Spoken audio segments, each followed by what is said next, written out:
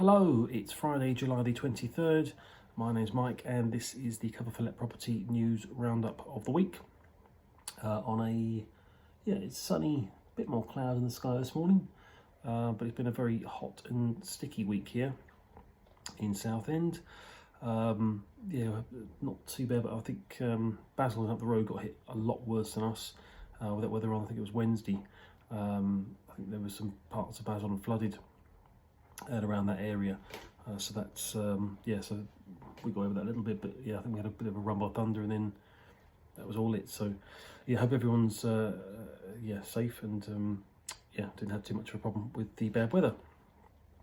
So what we're looking at this week, the Financial Reporter, a report from Rightmove showing that rents outside London, again this is a common theme at the moment, have risen by over 6.2% just outside of London. That's reaching more than £1,000 a month, and also in that regard, tenants they're finding them at the fastest rate on record, an average of sort of 21 days. So that's good news in one hand, obviously, and in the other there's that concern about sort of the rising rents.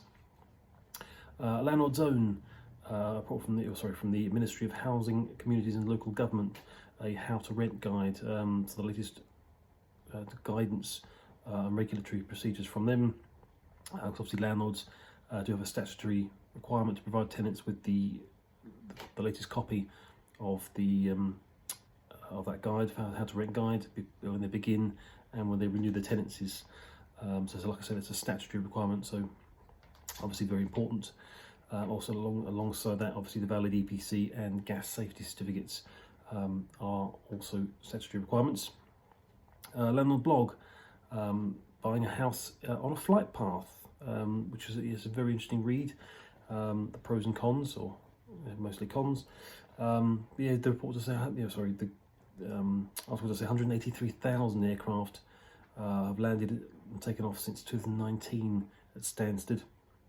That's 500 a day, 21 per hour, which that's a phenomenal number, obviously.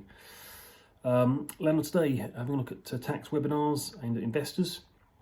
The HMRC are doing their Let Property campaign at the moment to encourage taxpayers to disclose any tax that they may owe. I think the report says they had 4,330 disclosures this year, which was a 42% decrease on the previous year, so it could indicate there's some issues there. And obviously we do have a look at the British Landlords Association, their daily news guides, lots of articles there to have a look at at your fingertips, including the rise in tenant fraud and housing discrimination, worth a read as well. So that's the news this week, and we will see you next week.